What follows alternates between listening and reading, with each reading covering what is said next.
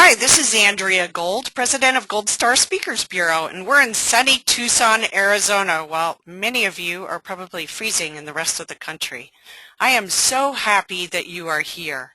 I am excited to offer Gold Star's first webinar. We've been in business about 23 years, and we deliver speakers virtually as well as in person. At Gold Star Speakers Bureau, we're all about giving you valuable information and expertise worldwide in whatever forms work best for your organization. We will be recording this session, just want you to know, so you can listen to it later. And you can share this with others who can benefit from our very experienced experts' wise words today. And I don't want anybody getting a big head who's listening. I hope you brought along your curiosity, given Rebecca Morgan's intriguing program title. I want you to know that we've got quite a credentialed expert in our midst. So now let's introduce our guest expert presenter, Rebecca Morgan.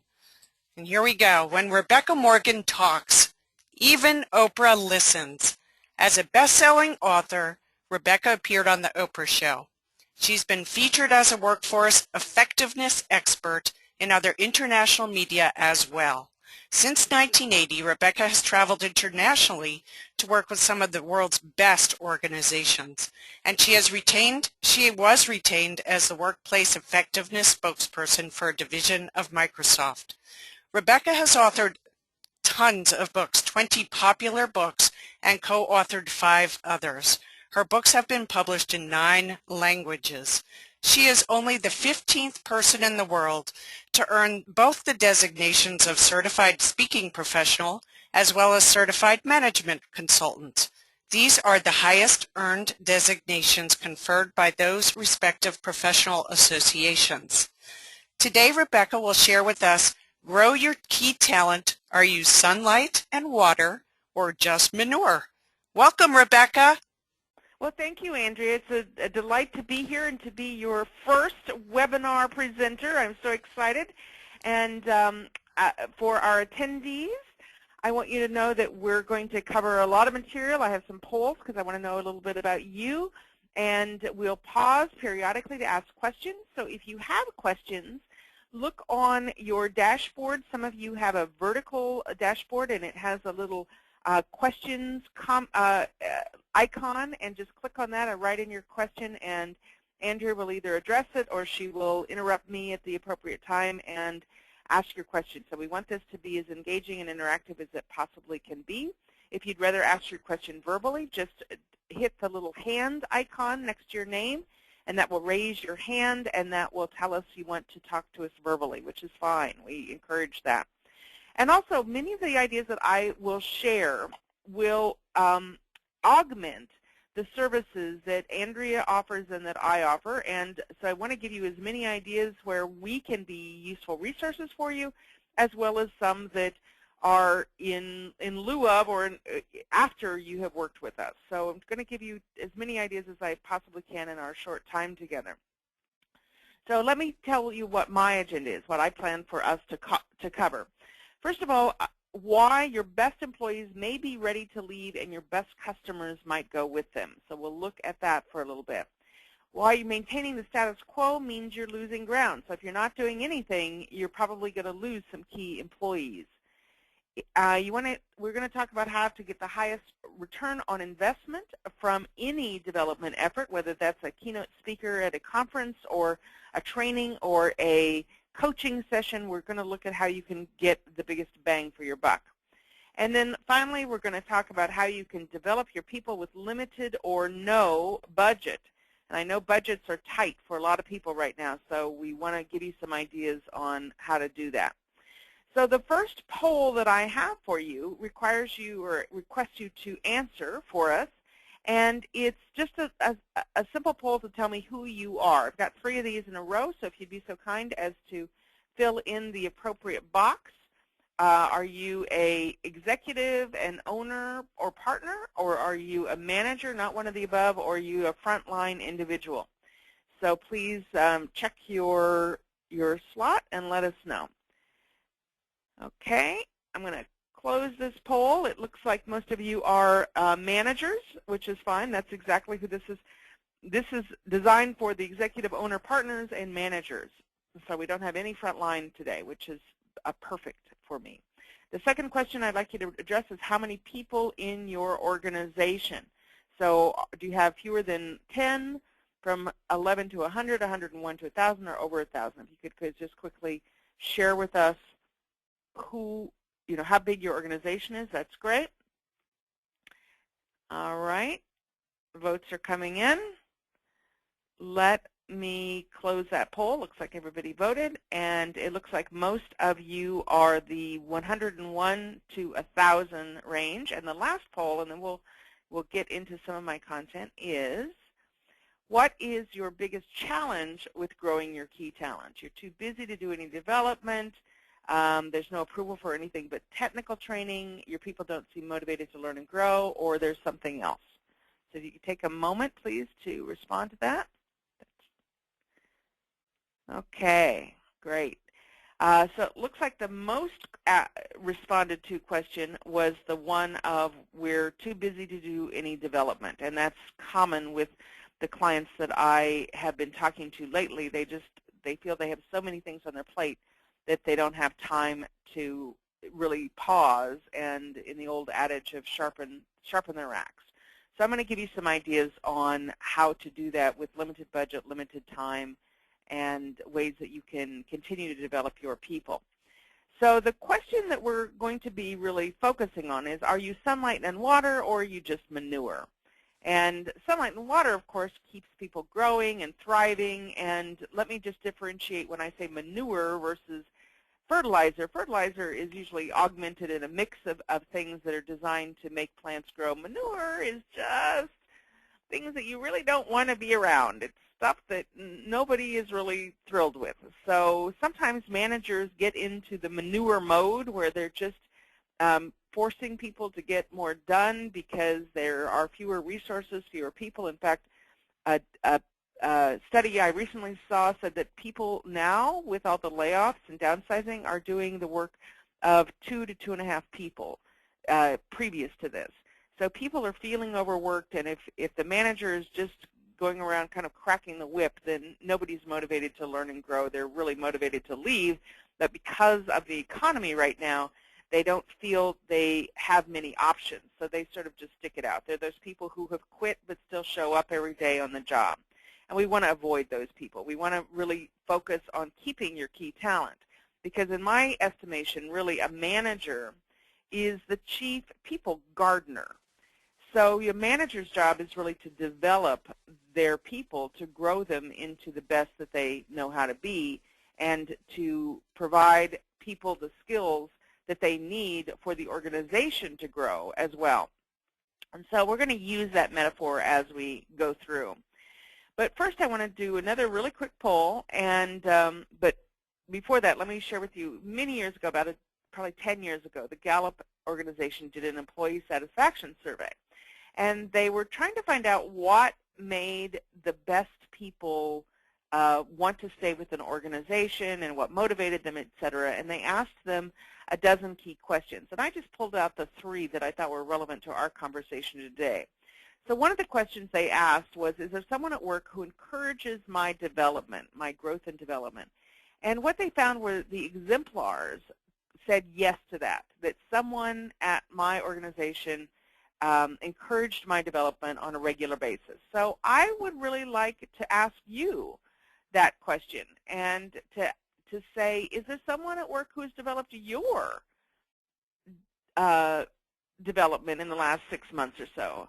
And so check the one that's appropriate for you, the one that you think is apropos. And what happens is all of you said, yeah, but not often enough. I would really like someone to encourage my development by suggesting specific things I could do to increase my skills, going to conferences, going to classes, getting some mentoring or coaching. Most of you said, no, not often enough. All right, the second part of this question relates to the Gallup survey, which said in the last 6 months, someone at work talked to me about my progress.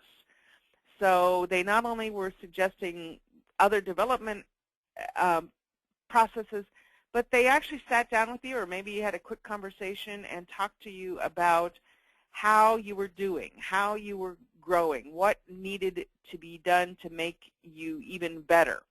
So let me just see what you answered for that one. In the last 6 months, let's see. So I'm sorry, let me launch that poll. There we go. So let me see what you answered. So again, now that all of you have voted, not often enough. That's the common one that I hear. Most of the people on these sessions say that, yeah, somebody talked about my progress, but you know, I would really prefer to know more frequently what I could do to even be better. And that's one of the signs of an exemplar, is someone who's constantly looking at how can I increase my effectiveness? How can I be better at what I do?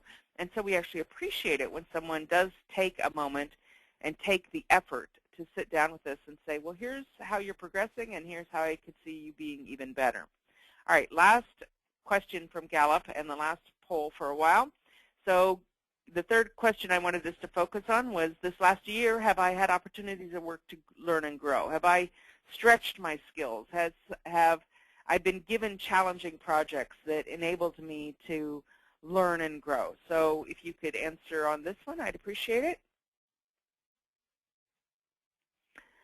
All right, again, you guys said not enough. So I wish that people had done that, where they created opportunities for me to learn and grow, and I could be even better at what I do. See, if you don't offer those capabilities, if you don't offer those opportunities for development, then people get the itch to move on. Yes, of course, there are people who are satisfied with just being in the same role, the same skills, but your exemplars typically are the ones who are always looking for better ways to do something. So we want to keep those people.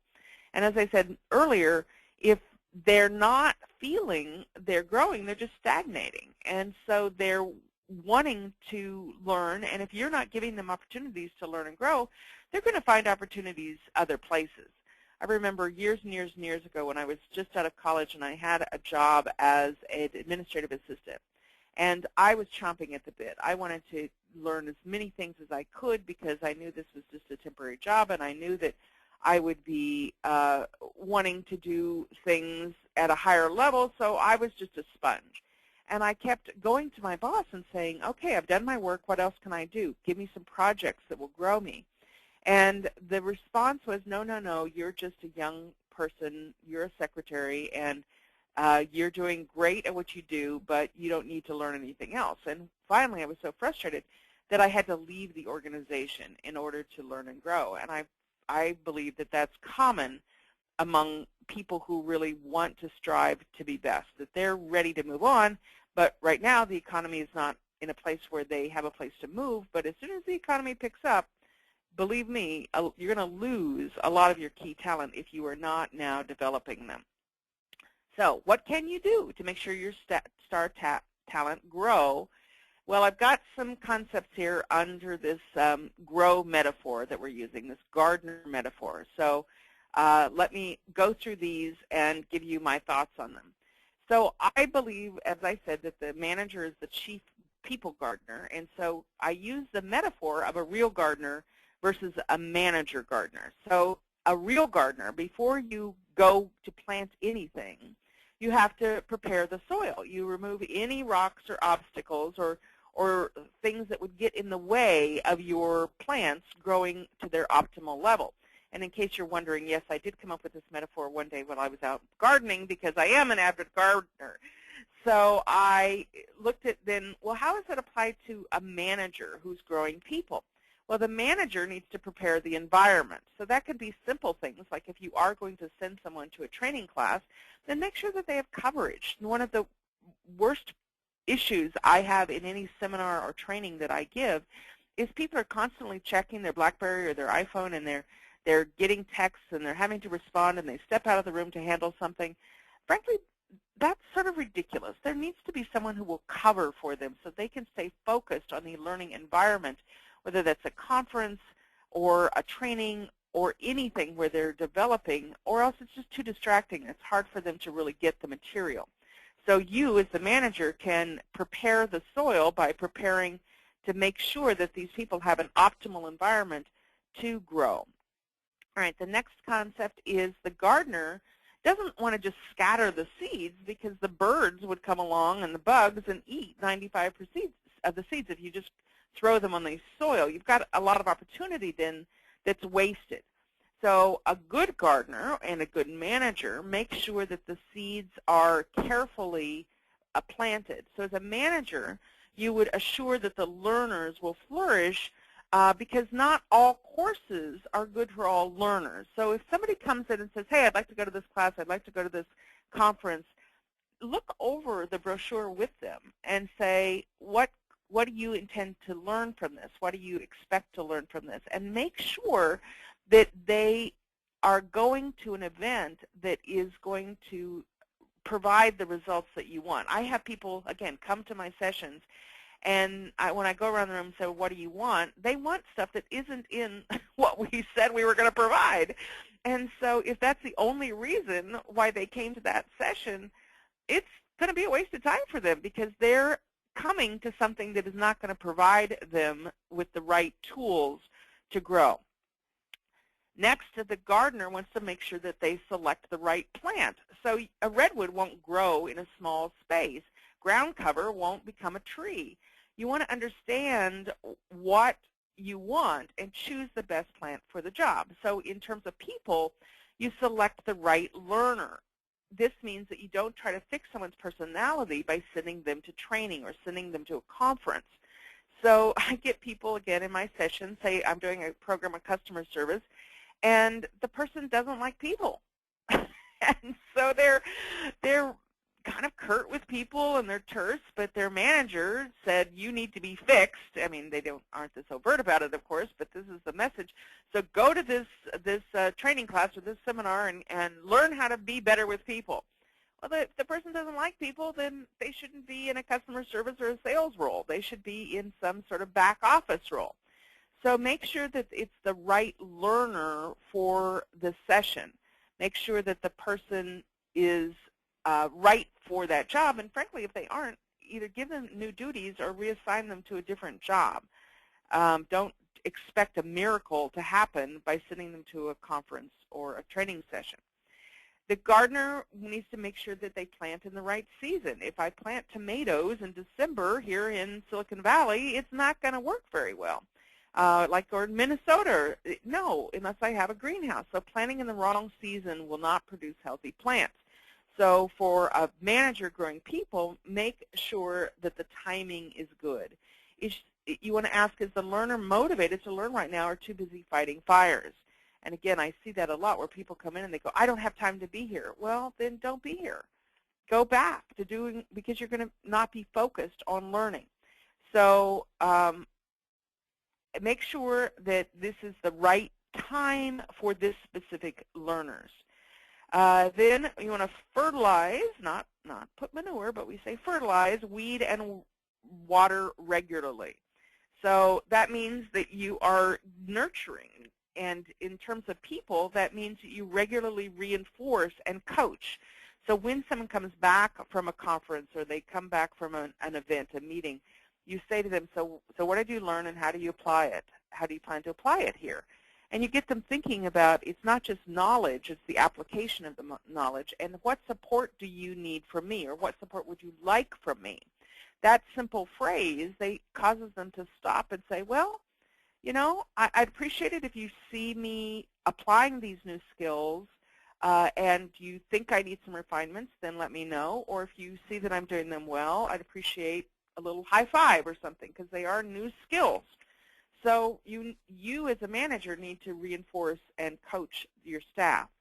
And then allow them time to germinate, because nobody changes overnight unless it's some really dramatic event. It can happen, but it's just not the norm.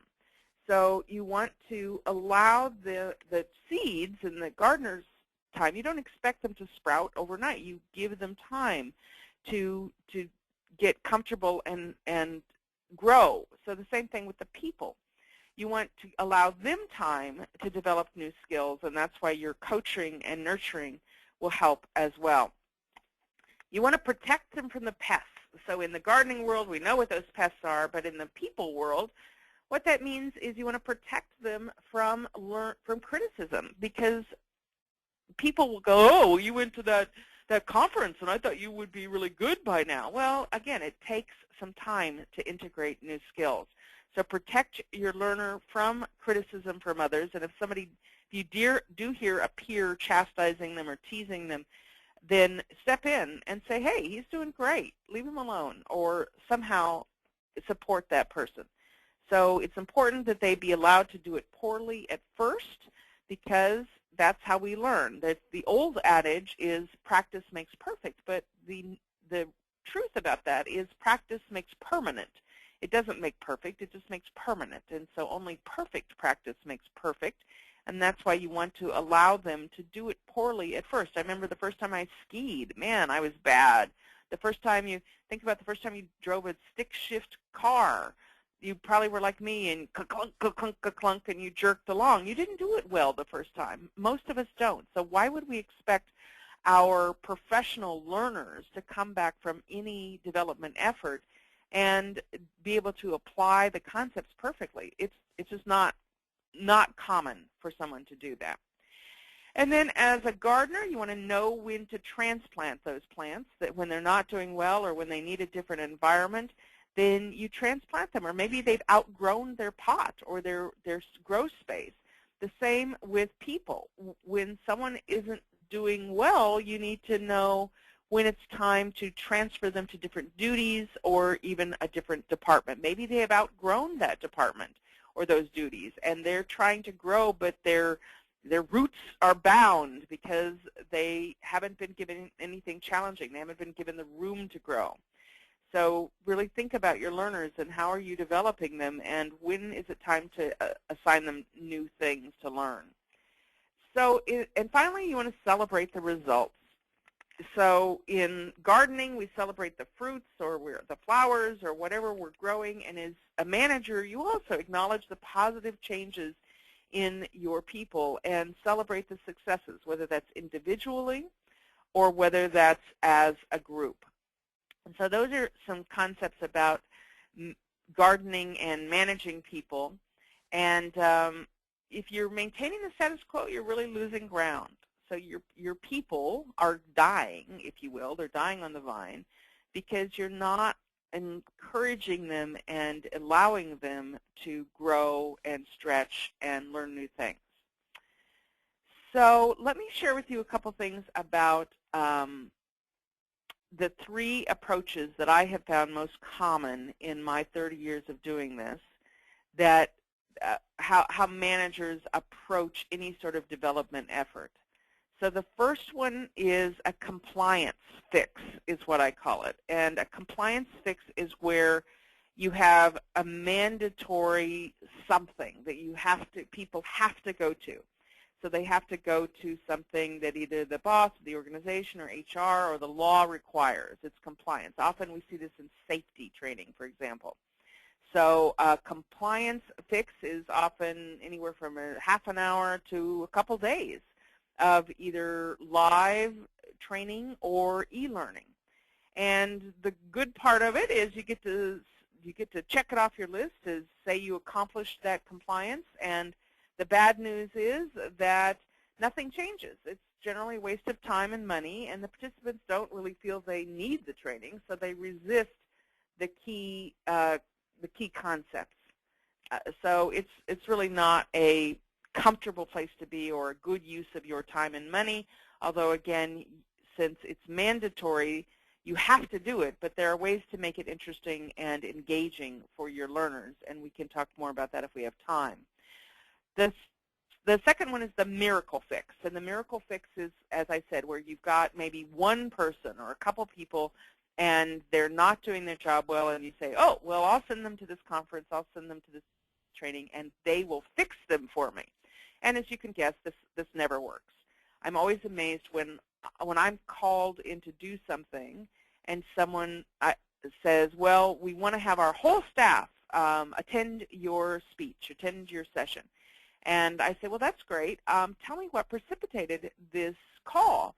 And they say, well, we've got a couple people who aren't really doing their job. And I think, man, we're going to have the whole team, the whole group, even an all-hands meeting. We're going to have everybody leave their job for 45 minutes to come hear me talk because there's a couple people.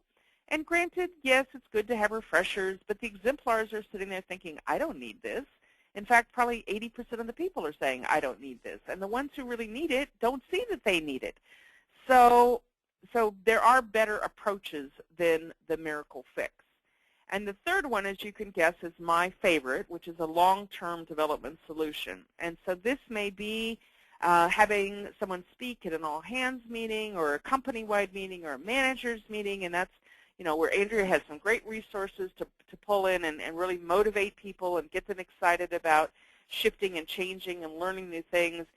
But then there's follow-up. There are skill development sessions, or there's coaching, or there's webinars, or there are other ways to help people get the skills that they need to implement the changes that they are now motivated to do. So if you just motivate them, to me they're hungry the next day because, okay, I want to change, but I don't know what to do to change. So a long-term development solution, at least the ones I've designed, have been anywhere from a few months to over a year, where we get them every month together and we drill down and we give them skills, and they go back and they practice them, and they come back and they report how they did, and we refine what they did so that it works the next time, and they have support from their managers, and I meet with the managers and the leadership team in between to make sure that the managers are doing what they said, etc. It's a long-term development.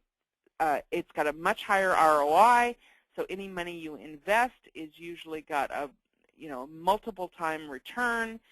In fact, one of my sessions had a 2,000% ROI. One session, a program I did for about 10 years, and we tracked it, and it had 2,000%, but it's often more costly going in. But to me, it's better to invest rather than just throw something up at the wall like one of those miracle fixes that really has no change whatsoever. So we can talk more about those if you want. And again, Andrea's a great resource for you. All right, I've got another poll here to see how you're doing. And the poll is about your opinion. If a participant doesn't learn anything, doesn't get anything out of a training or a conference, it's really the speaker's fault. So how do you feel about that? All right. Looks like you guys have voted, and you say generally that if a participant doesn't get something out of a training or a speech or a conference, it's really the provider's fault. Well, I believe it's not the provider's fault. I believe that the provider is one element of that, but I think there are three key individuals who are part of this permanent behavior change that you want. And the instructor, the speaker, is one of those components, but the learner also is responsible, and believe it or not, the manager is also involved. So let me give you some hints on each of those. So let's take the one that is rarely mentioned, the manager. So I believe it's the manager's responsibility before sending anyone to any event about development to sit down with that learner and say, so you want to go to this conference, you want to go to this training, what do you intend to get out of it? I mentioned that previously. But then to actually take notes and to say, okay, what are the three top things you want to focus on? And you take notes as the manager. And then you say, maybe there's some things that the learner didn't mention that you think they could improve. So you add those. So when the learner comes back, you, instead of just saying, so how was that conference? Oh, it was fine. That's usually the extent of the conversation. You tell the learner ahead of time, I want to sit down with you for 5 or 10 minutes once you get back and hear what you did learn and how you plan to apply it to your job to be more effective. So when people know they're accountable to their manager for learning, they are much more conscious and aware during whatever the learning event is. So when they come back, you sit down with them and you say, okay, what did you learn? Well, I didn't learn anything. Really? Well, why not? Well, because the instructor didn't cover X, Y, and Z. Well, did you raise your hand and ask the instructor to cover X, Y, and Z? No. So the learner was at fault, but they didn't take any responsibility for it. However, if they know they're going to be accountable to their manager, they're going to be much more assertive about getting what they wanted from the session. So, and then as a manager, I would also encourage you to say, all right, in a month we'll meet again, and I'll hear how you actually implemented these new skills and concepts and what effect they had on our organization and your work. Again, somebody's going to feel compelled to try new things when they know they're going to have to report back to their manager, and you need to make sure you keep those appointments and you don't just blow them off, because then someone will learn, oh, well, she says she wants accountability, but she doesn't. So that's Hey, Rebecca. Yes, go ahead. I just wanted you to know I am enjoying this so much, and I could tell you stories about every point that you have talked about, whether I was working in another company before I had Gold Stars, or, you know, occasionally in a situation in my own company, so I could be a better manager and owner. I just want you to know the biggest problem I see in this area of learning is that the manager does not reinforce the learning. They push the person to learn and go to a class or whatever, and then they don't ask them to be accountable or to reinforce it or to ask them to use it. I think the manager is a critical part to this, and I just wanted to reinforce that. Yes, I agree. Excellent. The broadcast is now starting. All attendees are in listen-only mode. All right, well, let's keep going, and let's talk about the instructor and his or her responsibilities, because the instructor is key to the learning. If the instructor is boring, then nothing is going to happen. But if the instructor really works to be inclusive and engaging and have stories like Andrea just shared, or other things that keep people listening, then that's important. So check out your instructors or speakers ahead of time, and again, that's where Andrea comes in, as she knows who has been successful in the past and who would be a good fit for what you're trying to accomplish. And the last one I want to talk about is the learner. And the learner, as we've said, needs to take responsibility for getting what they want, and needs to do that not only before by making sure that this event is going to give them something of value, but they need to do it along the way by raising their hand, asking questions, probing, etc. And then afterward, they need to come back with an action plan of how will I apply this, and how can I learn these new skills. And if that means they need to set up a learning partner, which I often do with my clients, is I have them set up a learning partner. And that means that that learning partner is someone that they can role play with or bounce ideas off of, and they get so much more out of that event when they have a learning partner. All right, let's go on to my next poll, which is, it's hard to get people to engaged during department training. So let me see. Most people are saying, yes, it is hard. So that's what I find too, that people come into a departmental session and they bring their work, they bring their laptop, they're doing the texting during a departmental meeting, which I think is just generally rude. So let me give you some ideas on what you can do before, during, and after your departmental training to get some ROI. So before the training, you as the manager need to say to your people, this is important because. You know, I want you to attend this. This is important because. And you need to set the standards for their behavior during the departmental training. So let's say you want to give them information on a new process or new procedures, something that is important for them to do their job. You need to insist that they put away, in fact, turn off their phones and not bring their laptops. I once was coaching someone on his speaking skills, and so I went into his departmental training, and there were 25 people in the room, all of whom had their laptops open, and they never looked at the manager. They were only looking at their laptops. So I think that that was less effective than it could have been. So before, you need to set the tone. Why is this important? What you want people to get out of this session, and why they need to pay attention. During, you need to, if you're not the one presenting the information, you need to model how you want them to listen. So that does not mean you sit in the back of the room on your own smartphone or laptop or reading some report. You need to be as fully engaged as you want them to be. You need to ask questions. You need to pull people in. And you need to look interested and engaged with the instructor. That means nodding, eye contact, all those things you know you need to do. Just because you're sitting in the back of the room does not give you a free pass.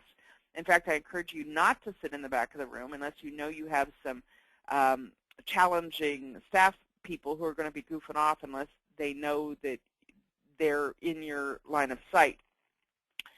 So during, be engaging. However, try not to be the one who has all the answers. So if the instructor asks a question, you need to hold back and not respond. Or if the instructor puts you into some groups to discuss something, you need to pull back. Let someone else step up and be a leader during these sessions and hear their ideas. Be in listening mode and support mode, not in takeover mode. And the last one is after. After the session, then again, reinforce why this was important. Solicit your staff's ideas on how to improve the areas that were discussed. Keep the conversation alive, so at every staff meeting, maybe take a concept from that training and reinforce it. And then within a week of whatever departmental training you had, go to each of your team members for just a couple minutes and say, okay, what did you get and how can I support you in integrating that? And you will be surprised. I have one client doing this now where we had 4 sessions with their staff of 90. And afterward, after each session, each person, each participant said 1 or 2 things that they wanted to work on before our next session, which was a couple weeks later. And the managers went to each of their staff and said, okay, what did you write down that you wanted to work on? And how can I support you? The results of this 2 or 3 month program has been astonishing to the director, who said they have never had so much buy-in and really focus on improvement. And that was about 6 or 7 months ago. And so I keep working with this client on other projects, but recently I was just in to see them, and they said, we have never had any sort of development program that has had this much long-term effect. People are still using the terms that you introduced us to. They are still focusing on things that they want to improve, and that's where that return on investment really comes through. They said most of the time people go to, say, a one-day class, they come back, they say, well, that was fine, and nothing changes. She said, this is the first time we have ever had some sort of development effort that actually has lasted, and so she's thrilled. So excuse me if I'm bragging, but I am. But I'm thrilled because they are the ones who implemented it. I just gave them the tools to do that. Okay, I think this is my last poll. Our average budget for training is, and give me a sense, less than $100 a person, 100 to 500, over 500. Okay, let me close that poll. And it is, most of you said $101 to $500 a person. Great, because in a lot of my client companies, that has been reduced because of this economy. It's been less than $100 a person. So I'm going to give you some ideas for what you can do that costs little or no money.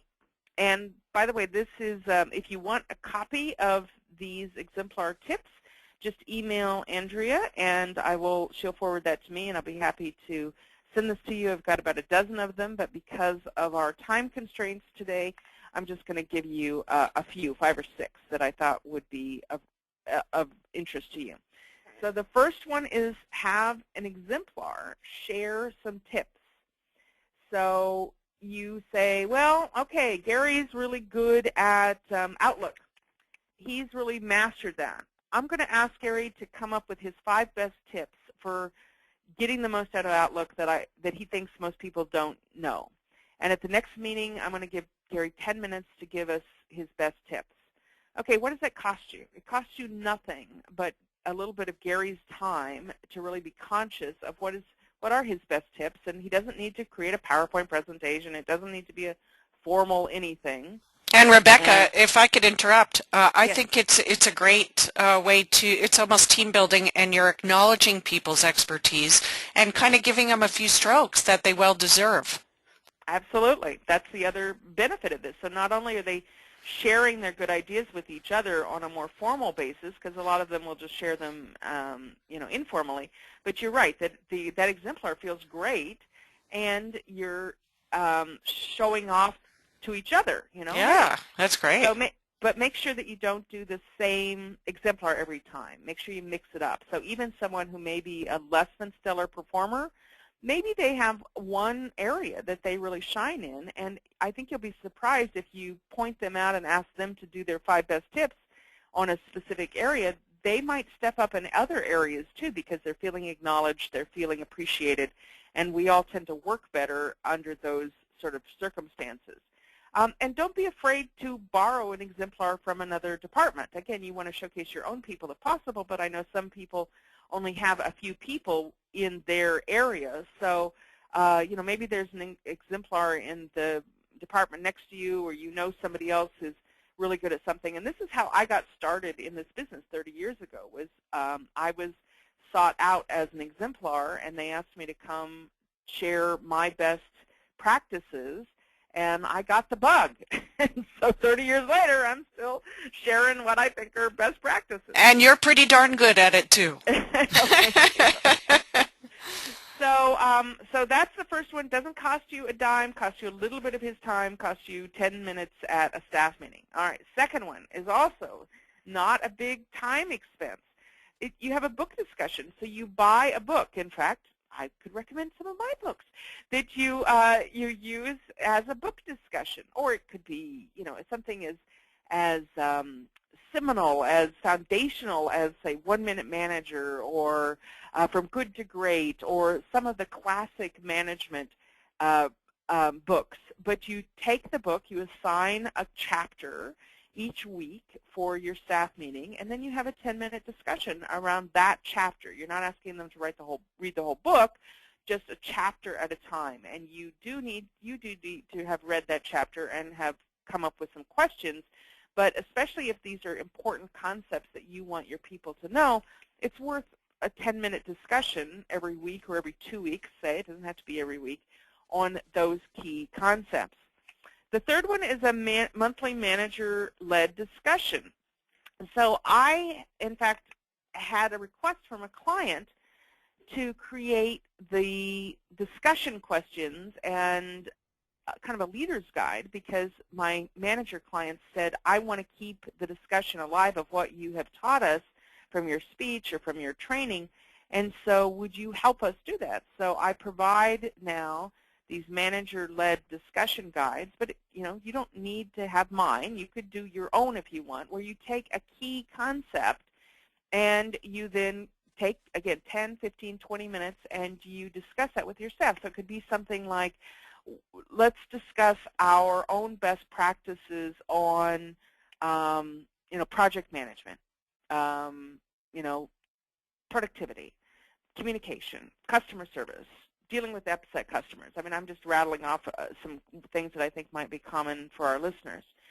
So it takes a little longer, perhaps, but you're doing it collectively. Is say, let's hear our group's best practices. We put them on, say, a flip chart where we can log them. We transcribe those, or we put them directly into a PowerPoint while people are saying them, and then we distribute these. So one of my clients has done this, and they have put some of their best practices on their intranet for their department to access, because they have 90 people in their department. And so they now have shared the wealth to the whole department, just because they collected their own best practices. But the manager had to and come up with those topics, or in this particular case, she used the topics that I created for them. Webinars like we're doing now, or teleseminars. Teleseminars are where it's audio only. Webinars have the visual like we have here. And a lot of my clients have gone to this format because it only takes an hour. They can get some learning, some development in an hour, and it's scalable. So we have people dial in from Singapore and South America and Europe and all over, and it's recorded as we're doing here, so those who missed it can still get the same information. So if you were going to do a webinar internally, I do suggest that you have some way to check to make sure people have absorbed the information, because it's so easy to be distracted during a webinar, getting your email, getting your voicemail, getting your IMs. It's really easy. So make sure that you have something afterward that checks to make sure people got the key concepts. So it's a kind of like an e-learning.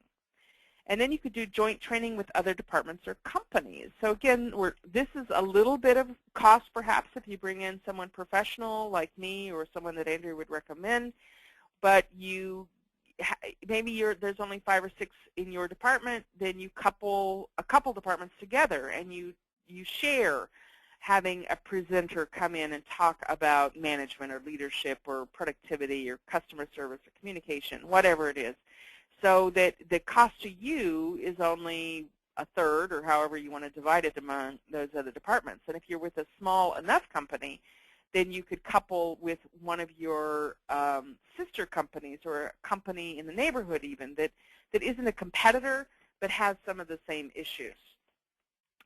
And you could have monthly video lunch and learns. There are many excellent education videos out there, and again, I think Andrea could probably recommend some of her speakers who have some of these that you could buy and show on a monthly basis. Usually when I create a curriculum for a client where we come up with maybe 12 of these, and I come up with some questions the manager can ask after watching a half-an-hour video, and they usually bring in pizza or sandwiches or something for lunch so that people are getting lunch while they're learning.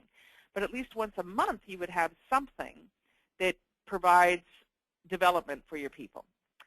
So the question at hand is, I've given you some ways you can better grow your people, and I'd like you to think about that for yourself as you go about the rest of your day. How can you better grow your people? Because, as I said, if you don't grow your people, they're probably 1 foot out of the door. In fact, if they haven't felt like you're interested in growing them, they probably already have their resumes out and maybe even have had some interviews. And so you want to keep those people, because that is going to be the future of your department, of your company. If you let those exemplars go, then imagine all the hassle of having somebody cover their job while you're looking for a replacement, interviewing, all of the time and money it's going to take, versus if you could invest just a portion of that into developing your key talent now to keep them and keep them happy and keep them growing, you're going to be much better off. So, Andrea, that's all I have right now. Are there any questions that you want me to clarify? No, I think that you did a fabulous job. I was just thinking, one question that occurred to me is, how long does it take people to learn these new skills, or, how long do you allow them to absorb, where they finally get it? The new skills. Is it like a week, a month? What's an appropriate measurement? Well, that's a hard one, because we all learn differently, and we learn based upon our motivation and our capacity, right? I guess. Some people, if they're really highly motivated, they will learn pretty quickly. Most of us, though, it takes some repetition. It's like I say, the reason why Weight Watchers is not a one-day class is because it takes time to develop new habits. And yep, I've been there. Yeah, exactly, old habits. But people, when we go into the workplace, for some reason we don't think of the traditional models. Like in college, we didn't have a one-day class on chemistry. We had a chem class, then we had a lab where we actually applied what we learned. We had supervision of people, the TAs or the grad students who knew what they were doing, right, to coach us and help us. Then we'd go back to a class and we'd hear the concepts, and then we'd go to a lab. But in the workplace, we think, oh, we'll just send them to a 1 or 2 day, leadership or management conference and they'll be better. Well, they'll be a little better, but they certainly won't be as much better as if you give them a chunk, let them go apply that chunk, have them come back, give them again. And that's the recent project I mentioned where I had them over a couple of months. They originally came to me and they said, well, we have 90 people. We want you to do 4 one-day classes for them. And I talked them out of it, and I said, let's do 4 days, but in each day, we will have 3 different groups for 2 hours. So I had group 1 for 2 hours, and I had group 2 for 2 hours, and I had group 3 for 2 hours. Then we have 2 weeks in between, and the groups came back for the next chunk. And then we had 2 weeks in between. They came back for the 3rd chunk. So people were taking a piece, an idea or two to implement. They were getting that reinforcement from their boss, as I mentioned, the attaboys when they were trying something new, and the coaching when it didn't work. Then they would come back and they would get a new chunk. And that was more the academic model. And I think that's why they got such high ROI versus just, I could have delivered in 4 one-day sessions, but it wouldn't have had nearly the return on investment. No, and I think, people need to absorb over time, as you say. And I know from my observation as the owner of a company with employees, some people learn visually, some people learn audibly, some people learn by repetition. Everybody's got their own work style, and everybody's brains process very differently, which is a whole other discussion. I'm just so grateful that you could be here with us today and share all these. By the way, I want you to know I was frantically writing all those exemplar tips down as you were sharing them with everybody who was listening.